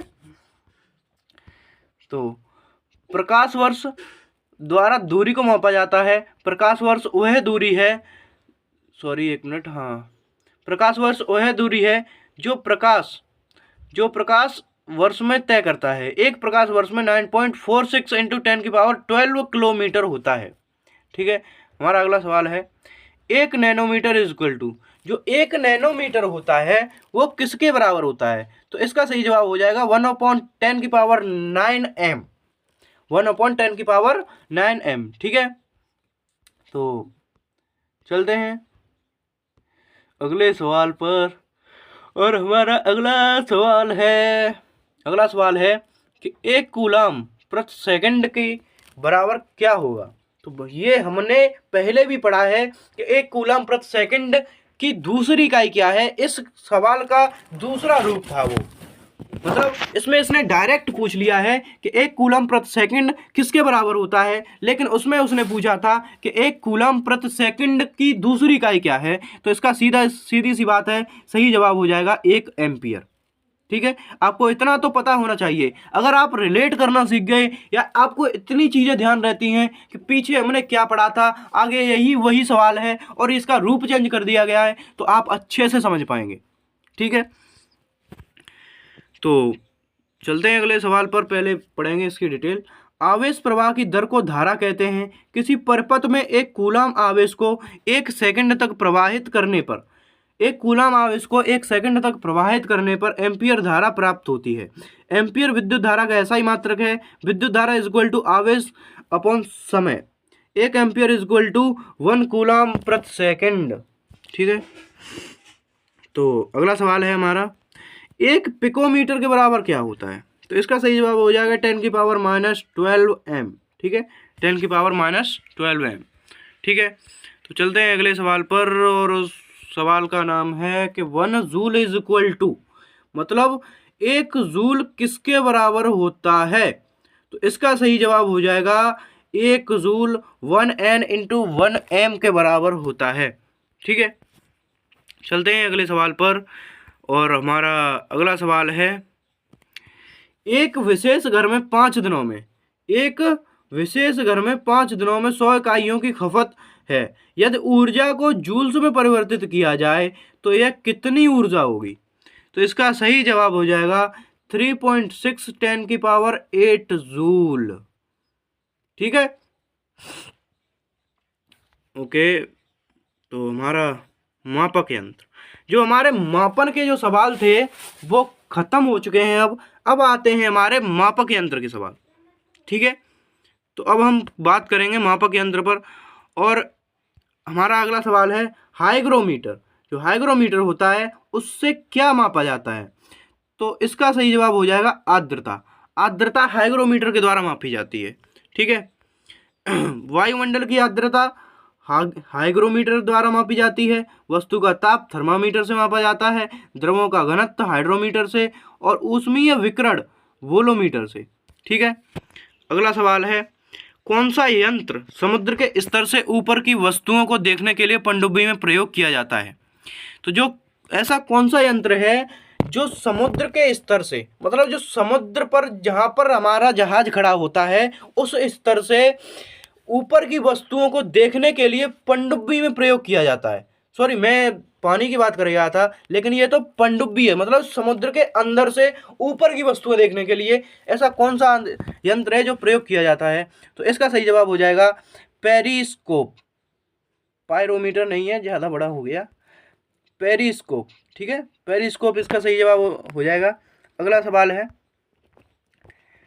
और हमारा अगला सवाल है, उसके पहले हम डिटेल पढ़ेंगे। तो पेरिस्कोप पनडुब्बियों में उपयोग होने वाला एक ऐसा उपकरण है जिसकी सहायता से पानी में डूबे हुए व्यक्ति को पानी के ऊपर का दृश्य दिखाई पड़ता है। पायरोमीटर दूर स्थित वस्तुओं के ताप को ज्ञात करने हेतु उपयोग किया जाता है। ठीक है। एपीडियास्कोप, जो एपीडियास्कोप है, इसका प्रयोग चित्रों को पर्दे पर, जो चित्र होते हैं उसको पर्दे पर प्रक्षेपण के लिए किया जाता है, यानी एक तरीके का प्रोजेक्टर। ठीक है। ओडोमीटर गाड़ी द्वारा चली दूरी मापने के काम में आता है। ठीक है। और हमारा अगला सवाल है, वायुमंडलीय दबाव को मापने के लिए किस उपकरण का प्रयोग किया जाता है? तो इसका सही जवाब हो जाएगा बैरोमीटर। जो बैरोमीटर होता है उससे हम अपना वायुमंडलीय दबाव मापते हैं। ठीक है। और बैरोमीटर एक वायु दाब मापी यंत्र होता है जिसके द्वारा वायुमंडल के दबाव को मापा जाता है। वायु दाब के मापने के लिए, जो वायु दाब होता है उसको मापने के लिए बैरोमीटर में पानी हवा अथवा पारा का प्रयोग किया जाता है। बैरोमीटर के आविष्कारक हैं इवानगेलिस्टा। भाई थोड़ा और कठिन नाम रख लेता, इतने क्या जरूरत थी। जो इवानगेलिस्टा है टोरिसेली, इन्होंने बैरोमीटर का आविष्कार किया था। ठीक है।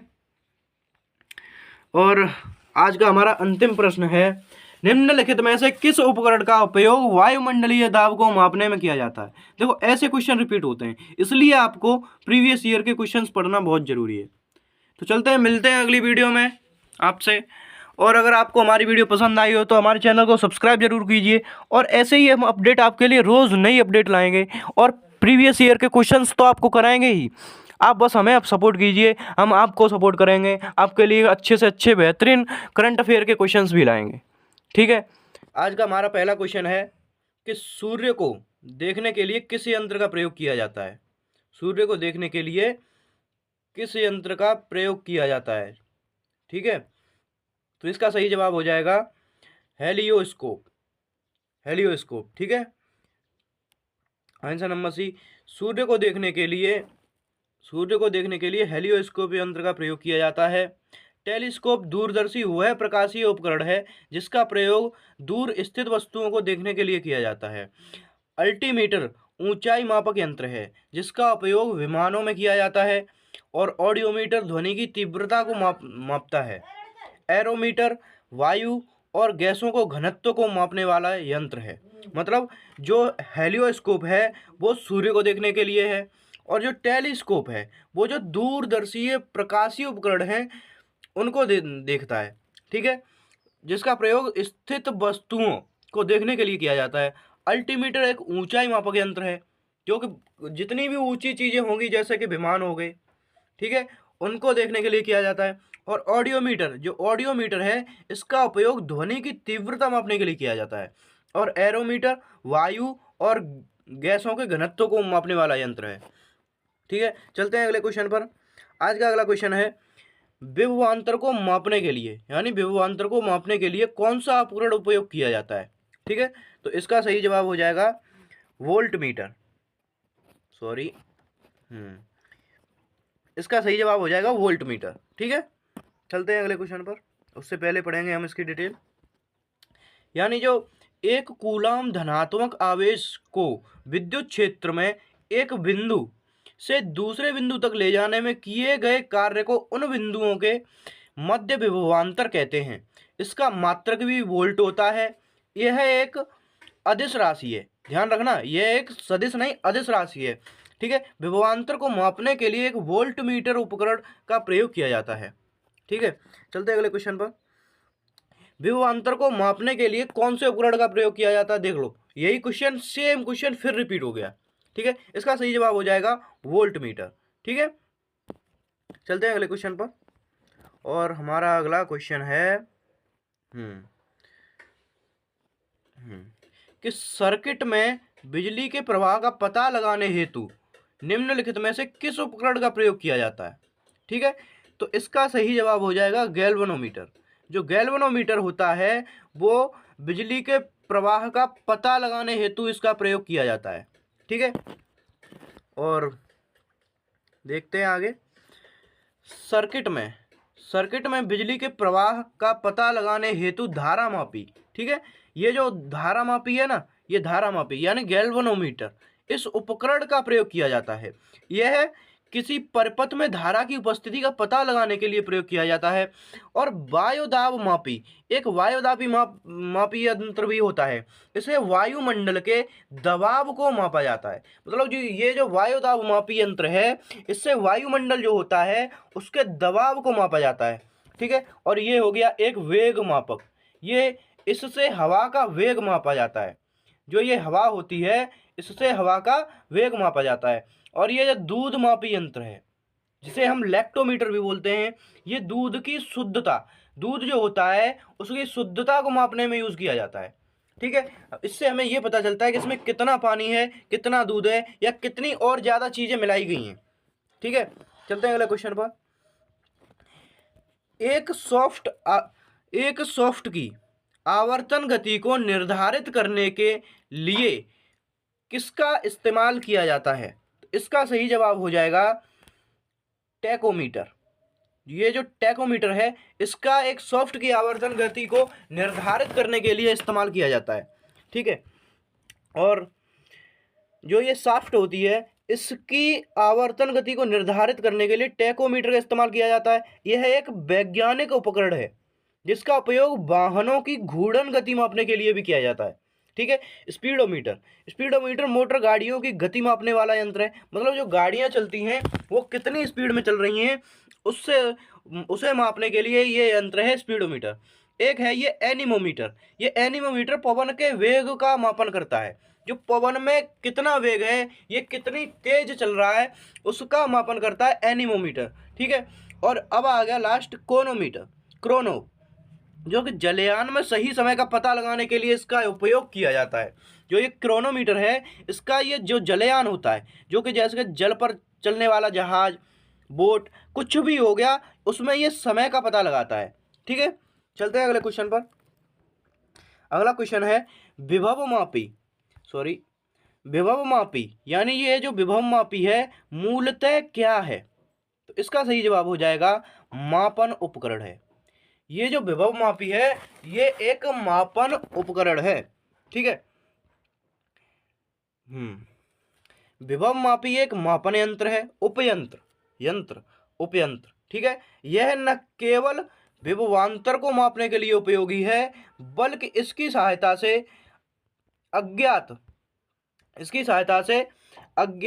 प्रतिरोध, ये जो प्रतिरोध है और वो तथा विद्युत धारा भी इससे मापी जा सकती है। काफ़ी काम की चीज़ है ये। ठीक है, ओके, आगे चलते हैं। इसके अतिरिक्त ये जो होता है, इसके अतिरिक्त सूचक उपयंत्रों को अंश शोधन करने के लिए भी यह बहुत उपयोग में लाया जाता है। ठीक है, अगला सवाल है इनमें से किस उपकरण से विद्युत धारा मापी जाती है। तो इसका सही जवाब हो जाएगा एमीटर। ठीक है, ये जो एमीटर है इससे हम विद्युत धारा का मापन कर सकते हैं।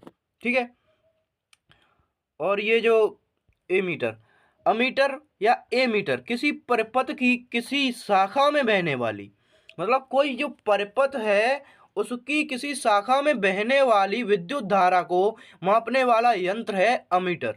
ठीक है, बहुत कम मात्रा वाली धाराओं को मापने के लिए मिली अमीटर का या माइक्रो अमीटर का प्रयोग करते हैं।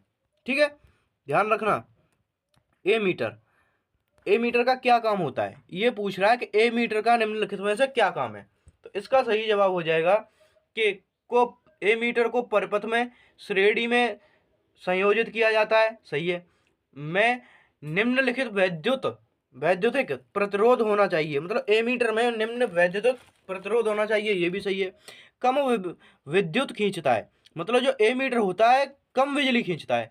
ठीक है, तो इसका सही जवाब हो जाएगा उपरोक्त सभी, मतलब ये सभी सेट बैठते हैं इस पर, ठीक है। और हमारा अगला सवाल है, बस एक मिनट प्लीज़, हाँ ओके। ए मीटर एक धारा मापक यंत्र है जो परपथ के श्रेणी में संयोजित किया जाता है। ए मीटर धारा का मापन एम्पियर में करता है। ये ए मीटर होता है वो धारा का मापन एम्पियर में करता है, ध्यान रखना। ये भी पूछ सकता है कि ए मीटर धारा का मापन कौन सी इकाई में करता है, ठीक है। तो आगे चलते हैं। एक आदर्श ए मीटर, सॉरी एक मिनट, हाँ, एक आदर्श एमीटर का आंतरिक प्रतिरोध शून्य होता है तथा आदर्श वोल्ट मीटर, जो आदर्श वोल्ट मीटर होता है उसका आंतरिक प्रतिरोध अनंत होता है, ठीक है। ये याद रखना, जो एक ए मीटर आदर्श ए मीटर होता है उसका आंतरिक प्रतिरोध शून्य है, कुछ नहीं है, ठीक है। और जो आदर्श वोल्ट मीटर है, ठीक है, जो आदर्श वोल्ट मीटर है उसका आंतरिक प्रतिरोध अनंत होता है, इसको गिना ही नहीं जा सकता। आप बताइए इसमें मैंने कितनी लाइनें की, क्या आपको पता चल रहा है? मतलब मान लीजिए आप गिनोगे तो गिन सकते हो, वैसे मैं करता जाऊं तो आप नहीं गिनोगे, ठीक है। तो वैसे ही इसका प्रतिरोध अनंत होता है वोल्ट मीटर का आंतरिक प्रतिरोध, ठीक है। चलते हैं अगले सवाल पर, और हमारा अगला सवाल है, किसको मापने के लिए स्टेलाग्मोमीटर का उपयोग किया जाता है? तो इसका सही जवाब हो जाएगा पृष्ठ तनाव को। पृष्ठ तनाव को मापने के लिए स्टेलाग्मोमीटर का उपयोग किया जाता है, ठीक है। चलते हैं आगे। और ये जो स्टेलाग्मोमीटर होता है, ये इसका उपयोग तरल की गई मात्रा में बूंदों की सही संख्या का निर्धारण करके सतह का तनाव मापने में किया जाता है। दिए गए आयतन में कम सतह तनाव वाला प्रत्येक बूंद छोटा और अधिक बूंद होता है, ठीक है। चलते हैं अगले क्वेश्चन पर, और अगला क्वेश्चन है, ओडोमीटर एक ऐसा उपकरण है जिसका उपयोग गाड़ियों में डैश मापने के लिए किया जाता है। देखिए अब आप इसमें कंफ्यूज मत होना, क्योंकि अभी हम जो पढ़ के आए थे तो वो था स्पीडोमीटर जो कि गति को मापता है, और ये है ओडोमीटर, ठीक है, और ये मापेगा हमारी दूरी को, ठीक है। चलते हैं अगले क्वेश्चन पर, पहले इसकी डिटेल पढ़ेंगे हम। ओडोमीटर एक ऐसा उपकरण है जिसका उपयोग गाड़ियों में दूरी मापने के लिए किया जाता है, ठीक है, और गति मापने के लिए स्पीडोमीटर का प्रयोग किया जाता है। देखो अभी हम पहले भी पढ़ के आए थे, ये इस यंत्र का उपयोग किया जाता है, जबकि कंपास दिशा सूचक यंत्र है। ये तो खासकर सभी को पता ही होगा कि कंपास दिशा सूचक यंत्र है, ठीक है। चलते हैं अगले क्वेश्चन पर, और हमारा अगला क्वेश्चन है, निम्नलिखित में से कौन सा प्रवाही मापन उपकरण एक क्षेत्र मीटर है? मतलब इनमें से ऐसा कौन सा प्रवाही मापन उपकरण है जो क्षेत्र मीटर है? इसका सही जवाब हो जाएगा पिटोट ट्यूब, ठीक है। तो इसका सही जवाब हो जाएगा पिटोट ट्यूब। तो पिटोट नली द्वारा खुली चैनल में द्रव्य की प्रवाह की गति को मापने में प्रयोग किया जाता है। ये जो पिटोट ट्यूब है इसका उपयोग जो खुली चैनल में द्रव्य की प्रवाह की जो गति होती है उसको मापने में प्रयोग किया जाता है, ठीक है। एक जो वेंचुरी मापी और वेंचुरी मीटर से किसी पाइप में बहते हुए द्रव्य के किसी भी बिंदु पर द्रव्य की मात्रा की दर विसर्जन, मतलब द्रव्य की जो विसर्जन होता है उसको मापा जा सकता है वेंचुरी मापी या वेंचुरी मीटर से, ठीक है। अब अगला है रोटामीटर से विसर्जन को भी मापा जाता है, ठीक है। और तप्त तार अनीमोमीटर का प्रयोग वायु या गैसों के वेग मापने में किया जाता है, ठीक है। चलते हैं अगले क्वेश्चन की ओर, और हमारा अगला क्वेश्चन है, हाँ ठीक है, हमारा अगला क्वेश्चन है कि टैकोमीटर किसका मापन करता है? और ये हम अभी पढ़कर आए हैं, ठीक है। तो इसका सही जवाब हो जाएगा गतिपालक चक्र की घूर्णात्मक चाल, यानी फ्लाईव्हील की घूर्णात्मक चाल का मापन टैकोमीटर करता है, ठीक है। तो जो ये टैकोमीटर होता है, इसके द्वारा मशीन या मीटर के गति पालक जो घूमने वाले होते हैं उस चक्र की गुणात्मक चाल ज्ञात करते हैं। ठीक है, इस मीटर के प्रयोग से गति पालक चक्र की प्रति मिनट घूमने की गति यानी जो आरपीएम को भी मापा जाता है। ठीक है, चलते हैं अगले क्वेश्चन पर। और हमारा अगला क्वेश्चन है टैकोमीटर का प्रयोग क्या मापता है। ठीक है, जो टैकोमीटर होता है वो क्या मापता है, अभी हमने जस्ट पढ़ा कि चक्र प्रति मिनट यानी आरपीएम। ठीक है, तो इसका सही जवाब हो जाएगा ए, चक्र प्रति मिनट, मतलब चक्कर प्रति मिनट। ठीक है, ओके। टैकोमीटर का प्रयोग गति पालक चक्र आदि की चाल को चक्कर प्रति मिनट में मापने के लिए किया जाता है। ठीक है, अगला क्वेश्चन है हमारा मल्टीमीटर में होता है। जो ये मल्टीमीटर होता है इसमें क्या होता है, तो इसका सही जवाब हो जाएगा वोल्ट मीटर, करंट मीटर और ओम मीटर। यानी मल्टीमीटर में वोल्ट मीटर भी होता है, करंट मीटर भी होता है और ओम मीटर भी होता है मल्टीमीटर में।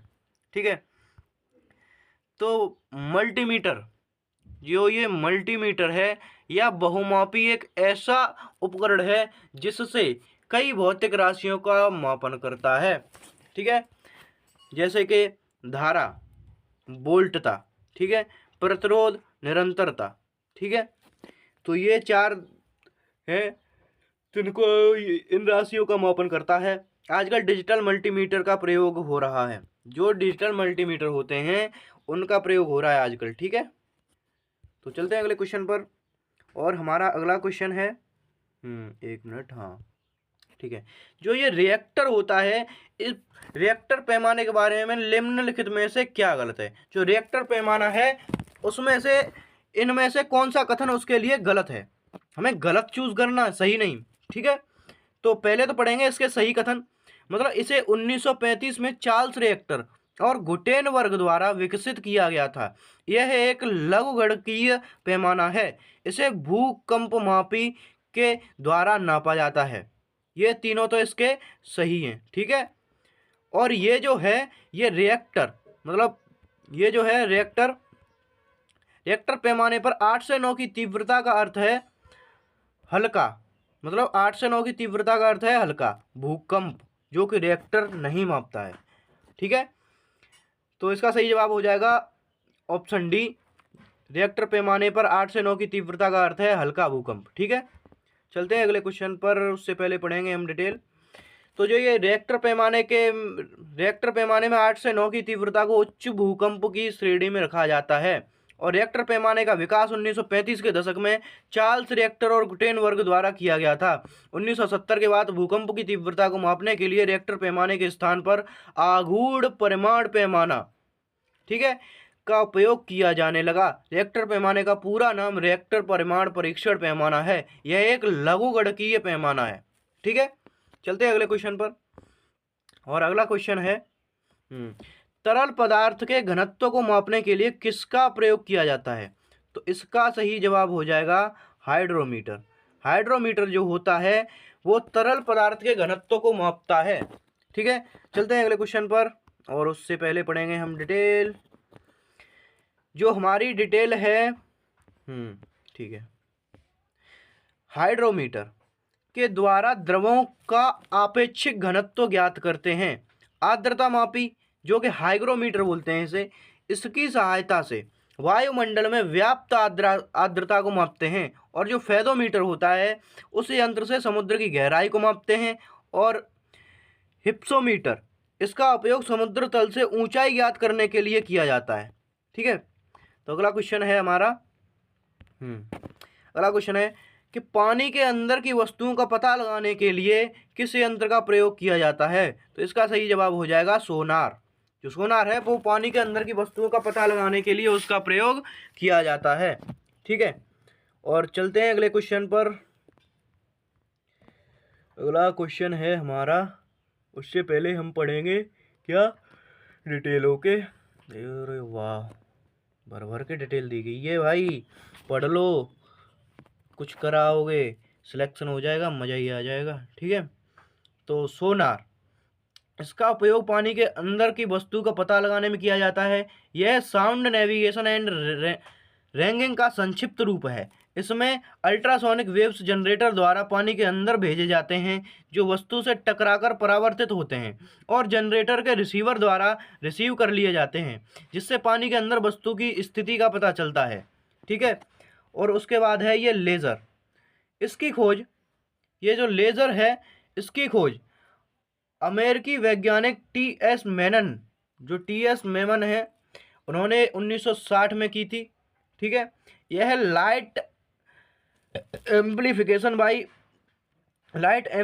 बाई स्टिमुलेटेड, ठीक है, एमिशन ऑफ रेडिएशन का संक्षिप्त रूप है।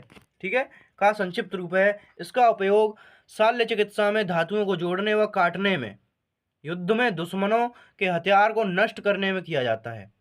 रडार, रडार है, यह रेडियो डिटेक्शन एंड रैंगिंग का संक्षिप्त रूप है।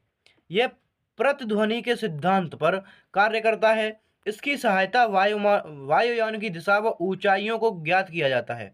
ठीक है। स्कूबा, ये जो स्कूबा होता है इसका उपयोग गोताखोरों, जो गोताखोर होते हैं, द्वारा पानी के अंदर सांस लेने के लिए किया जाता है। यह self contained under water breathing apparatus का संक्षिप्त रूप है। ठीक है। चलते हैं अगले क्वेश्चन पर। अगला क्वेश्चन है, जहाज़ों में क्या मापने के लिए इकोलोकेशन का उपयोग किया जाता है? तो इसका सही जवाब हो जाएगा पानी की गहराई। जो पानी की गहराई है उसको मापने के लिए इकोलोकेशन का प्रयोग किया जाता है।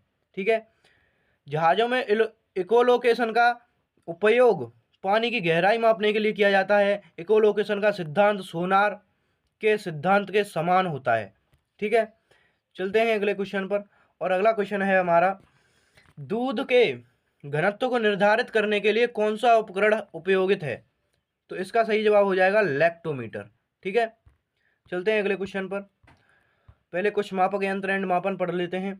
मापक यंत्र और मापन। हाइड्रोमीटर जो द्रवों के आपेक्षिक घनत्व को मापता है। लैक्टोमीटर दूध की शुद्धता या उसके घनत्व को मापता है। बैरोमीटर वायुमंडलीय दबाव को मापता है और थर्मामीटर तापमान को मापता है। ठीक है। चलते हैं अगले क्वेश्चन पर। और अगला क्वेश्चन है, ऑटोमोबाइल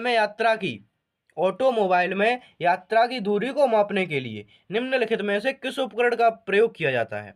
ठीक है। तो इसका सही जवाब हो जाएगा ओडोमीटर। समझ गए? तो ओडोमीटर का उपयोग दूरी मापने के लिए किया जाता है। सीधी बात तो ये है। ठीक है। तो कुछ यहाँ पर भी पढ़ेंगे हम यंत्र, जैसे कि ओडोमीटर वाहनों की दूरी मापता है। टैकोमीटर वायुयान की गति मापता है और स्पीडोमीटर वाहनों की गति। ठीक है। ओके। चलते हैं अगले क्वेश्चन पर। और हमारा अगला क्वेश्चन है, मोटर गाड़ी का ओडोमीटर क्या मापता है? तो इसका सही जवाब हो जाएगा दूरी, जो कि कई बार रिपीट हो चुका है, आपको याद हो जाना चाहिए था अभी तक। ठीक है। हाँ, मतलब कौन सा वह उपकरण है जिसका उपयोग मोटर गाड़ियों में दूरी मापने के लिए? देखो कितने बार क्वेश्चन रिपीट हुआ है।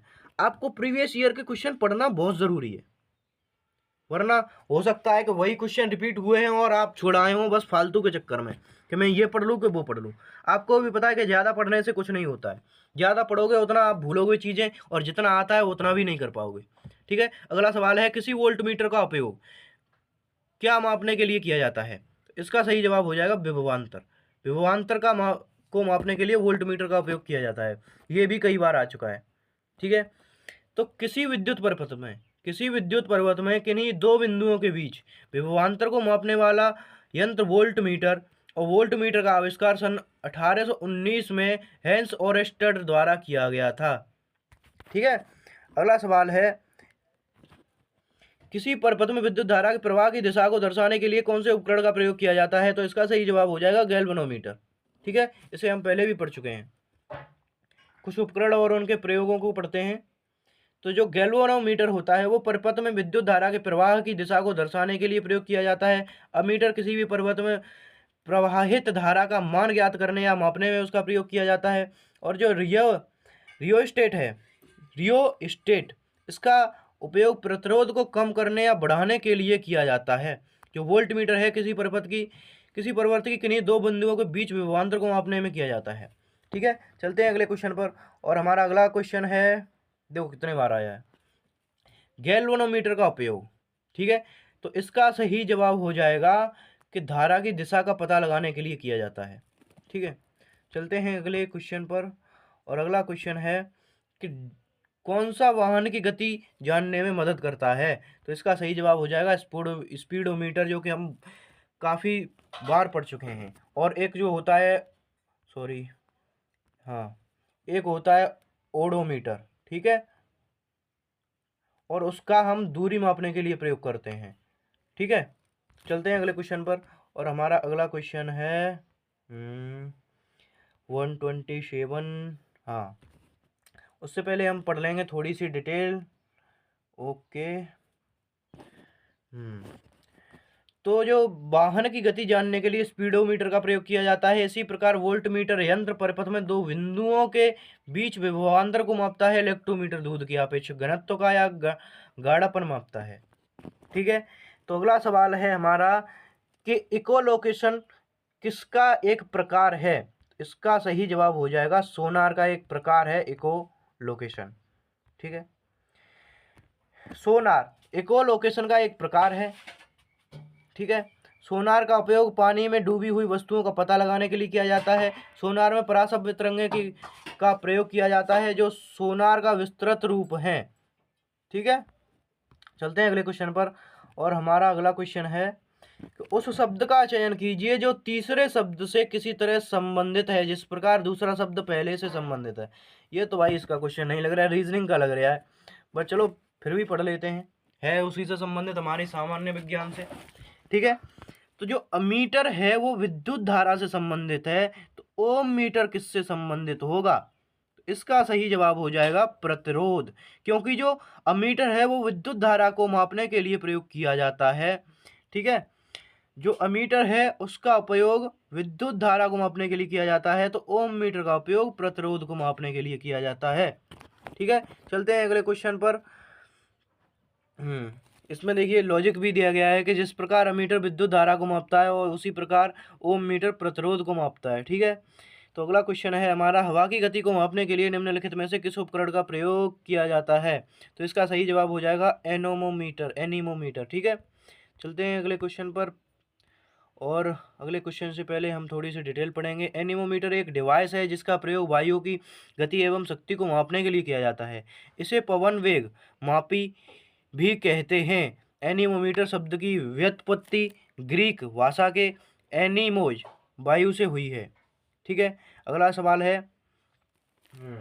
एक मिनट, हाँ, कि किसका प्रयोग हवा की शक्ति और वेग को मापने के लिए किया जाता है? तो इसका सही जवाब हो जाएगा एनीमोमीटर। देख लो कितनी बार रिपीट हुआ है, लेकिन आप हो कि प्रीवियस ईयर आपको पढ़ना ही नहीं है, बस फालतू चीज़ों में भगना है, तो भग लो। ठीक है, तो अगला क्वेश्चन है, एनीमोमीटर का प्रयोग देख लो वायु की गति मापने के लिए। ठीक है, हाँ, अब आता है हमारा असली सवाल। अगर आपकी लाइफ में कोई झूठ बोल रहा हो ना, तो उसका पॉलीग्राफ टेस्ट करा देना, सब कुछ पता चल जाएगा क्या हुआ है उसकी लाइफ में, उसने क्या किया है क्या नहीं किया है। ठीक है, तो निम्नलिखित में से कौन सा झूठ का पता लगाने वाली मशीन है, यानी लाई डिटेक्टर मशीन? तो इसका सही जवाब हो जाएगा पॉलीग्राफ। जो ये पॉलीग्राफ मशीन होती है वो एक लाई डिटेक्टर मशीन है जिसका उपयोग झूठ का पता लगाने के लिए किया जाता है। चलते हैं अगले क्वेश्चन पर। और पॉलीग्राफ मशीन का प्रयोग झूठ पकड़ने के लिए किया जाता है। इसे लाई डिटेक्टर के नाम से भी जानते हैं, अर्थात लाई डिटेक्टर उपकरण को पॉलीग्राफ के रूप में भी जाना जाता है। इसकी खोज जॉन ऑगस्टन लार्सन ने 1921 के आसपास की थी। अपराध की जांच करने के को नार्को टेस्ट के नाम से भी जाना जाता है। ठीक है, अगला सवाल है कि लाई डिटेक्टर उपकरण को किसके रूप में भी जाना जाता है? तो इसका सही जवाब हो जाएगा पॉलीग्राफ के रूप में। ठीक है, चलते हैं अगले क्वेश्चन पर। और हमारा अगला क्वेश्चन है, भट्टियों जैसे अपेक्षाकृत उच्च तापमान मापने के लिए निम्नलिखित में से किस यंत्र का उपयोग किया जाता है? तो इसका सही जवाब हो जाएगा पायरोमीटर। चलते हैं अगले क्वेश्चन पर, उससे पहले हम पढ़ेंगे, एक मिनट, उसकी डिटेल।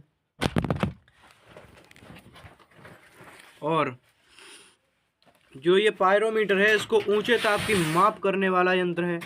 जब किसी वस्तु का तापमान बहुत अधिक होता है तो इसके ताप का मापन सामान्य तापमापी से ज्ञात नहीं किया जा सकता।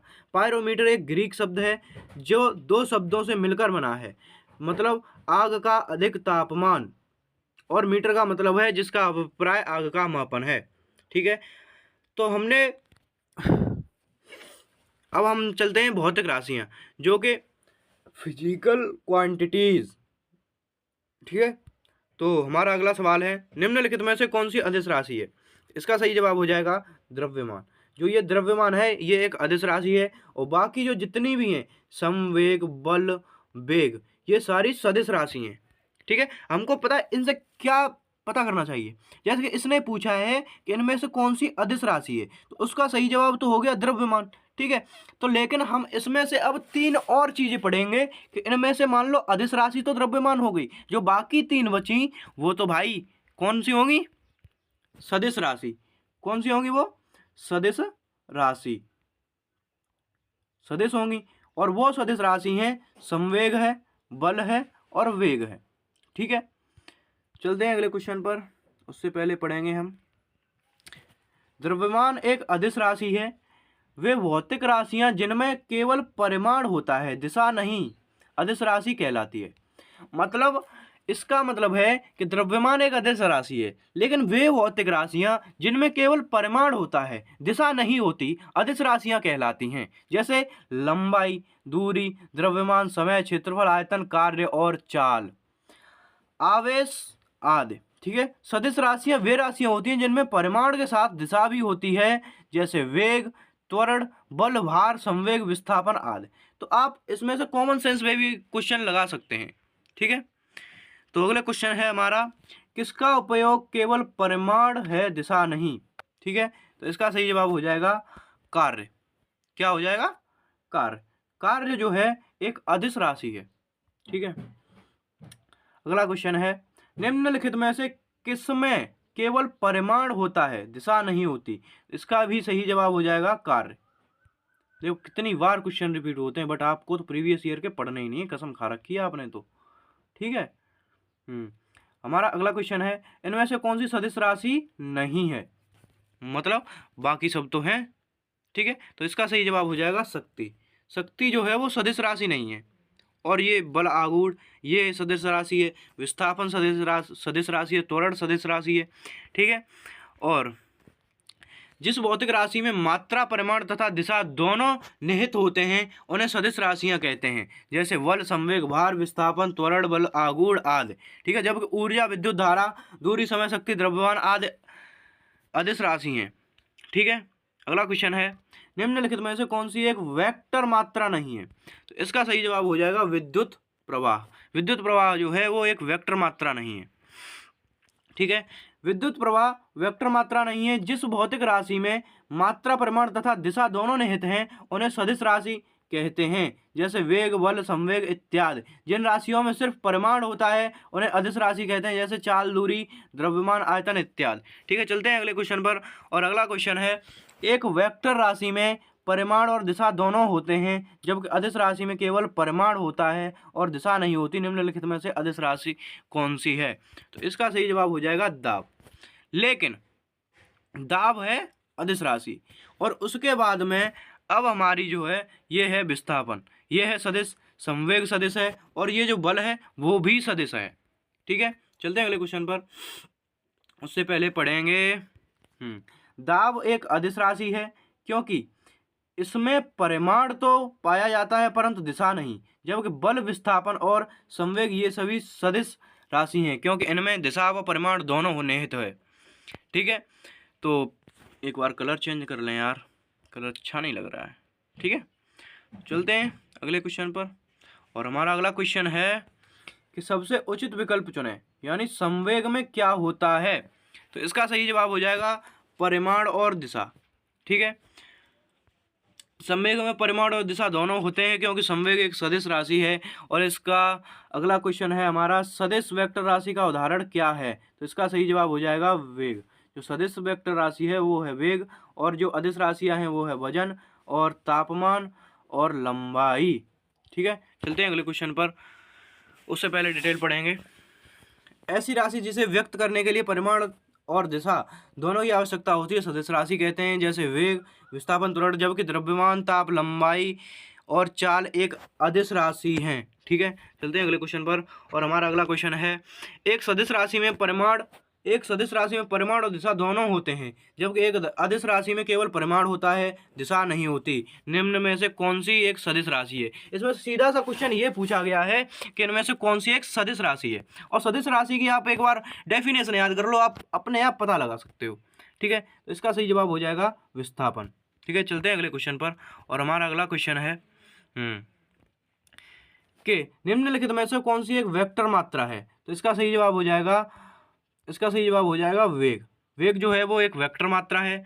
और हम पढ़ेंगे सदिश राशियां कौन कौन सी हैं, मतलब वे राशियां जिनमें परिमाण के साथ साथ दिशा भी होती है सदिश राशियां कहलाती हैं, जैसे विस्थापन, वेग, त्वरण, बल, भार, आवेग, विद्युत संवेग आदि। ठीक है, और अदिश राशियां वे राशियां होती हैं जिनमें केवल परिमाण होता है, दिशा नहीं, अदिश राशियां कहलाती हैं, जैसे द्रव्यमान, दूरी, समय, चाल, दाब, कार्य, शक्ति, ताप, आयतन, विभव आदि। ठीक है, चलते हैं अगले क्वेश्चन पर। और हमारा अगला क्वेश्चन है, निम्नलिखित में से किस जोड़े की दिशा हमेशा एक समान होती है? तो इसका सही जवाब हो जाएगा बल और त्वरण। इसकी दिशा हमेशा एक समान होती है। ठीक है, बल तथा त्वरण की दिशा हमेशा एक समान होती है। जिन भौतिक राशियों में परमाणु तथा दिशा दोनों निहित होती हैं उन्हें सदिश राशि कहते हैं। उदाहरण बल, त्वरण, वेग, संवेग इत्यादि। जिन भौतिक राशियों में सिर्फ परिमाण की आवश्यकता होती है, दिशा की नहीं, उन्हें अदिश राशि कहते हैं, जैसे चाल, द्रव्यमान, दूरी, आयतन आदि। ठीक है, तो चलते हैं अगले क्वेश्चन पर। अगला क्वेश्चन है कि कुछ राशियों के भौतिक गुण को दर्शाने के लिए उनके परिमाण के साथ दिशा भी निर्दिष्ट की जाती है। इस प्रकार की, भाई कितनी बार घुमाकर क्वेश्चन पूछोगे, इसका सही जवाब हो जाएगा सदिश राशि। ठीक है, कुछ राशियों के भौतिक गुण को दर्शाने के लिए उनके परिमाण के साथ दिशा भी निर्दिष्ट की जाती है। इस प्रकार की भौतिक राशि को सदिश राशि कहा जाता है। ठीक है, सदिश राशियों के उदाहरण है वेग, बल, संवेग आदि। जिन भौतिक राशियों को निरूपित करने के लिए केवल परिमाण की आवश्यकता होती है, दिशा की नहीं, उन्हें अदिश राशियां कहते हैं, जैसे समय, चाल, द्रव्यमान आदि।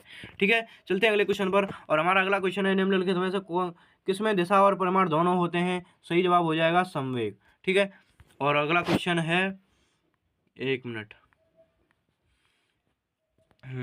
संवेग एक सदिश राशि है क्योंकि इसमें दिशा और परिमाण दोनों निहित होते हैं। ठीक है, और हमारा आज का अगला क्वेश्चन है, निम्न में से कौन सी एक अदिश राशि नहीं है, यानी सदिश राशि है? इसका सही जवाब हो जाएगा बल, और बाकी सारी अदिश राशि हैं। ये जो आयतन है, द्रव्यमान है, लंबाई है, ये सब सदिश राशि हैं, अदिश। ठीक है, तो बल एक सदिश भौतिक राशि है क्योंकि बल को व्यक्त करने के लिए परिमाण एवं बल की दिशा दोनों की जरूरत पड़ती है। सदिश राशि बल, त्वरण, वेग, विस्थापन इत्यादि आदि। अदिश राशि कार्य, समय, दूरी, धारा आदि। ठीक है, हमारा आज के चैप्टर का, मतलब जो हम 3 दिन से पढ़ा रहे हैं, उस चैप्टर का आखिरी क्वेश्चन है, और उसके बाद एक नया चैप्टर लेके आएंगे कल। ठीक है, तो उसका सही क्वेश्चन है, कार्य में क्या होता है? तो कोई दिशा नहीं होती, केवल परिमाण होता है। इसका सही जवाब हो जाएगा। ठीक है, तो अगर आपको हमारी वीडियो पसंद आई हो, आपको लगा हो हाँ कि हाँ ये कंटेंट यूज़फुल है, हमारे पेपर में काम आ सकता है, आपको लगे कि हाँ हमको ये पढ़ना चाहिए, मैं ये नहीं कह रहा हूँ आप ज़बरदस्ती नहीं, आपका अगर खूब मन करे, हाँ करे कि हाँ ये कंटेंट अच्छा है, हमारे पेपर में काम आएगा, हमें पढ़ना चाहिए, तो आप हमारे चैनल को सब्सक्राइब कर लीजिए, ताकि हम इससे भी अच्छी से अच्छी वीडियो बनाने की कोशिश करेंगे और आपके पास अच्छे से अच्छा कंटेंट पहुंचाने की कोशिश करेंगे। क्योंकि अभी ग्रुप डी के एग्ज़ाम में समय है, और इसलिए मैं सोच रहा हूँ कि अभी मैं आपको चैप्टर वाइज पढ़ाता चलूँ, और उसके बाद मैं आपके लिए मैराथन भी लाऊँगा। ठीक है, अगर आपको पसंद आई हो तो चैनल को सब्सक्राइब कर लीजिए, ताकि जो भी हमारी वीडियो अगली आएगी वो सबसे पहले आपके पास पहुंचे। ठीक है, so thanks for watching this video. मिलते हैं अगली वीडियो में, धन्यवाद।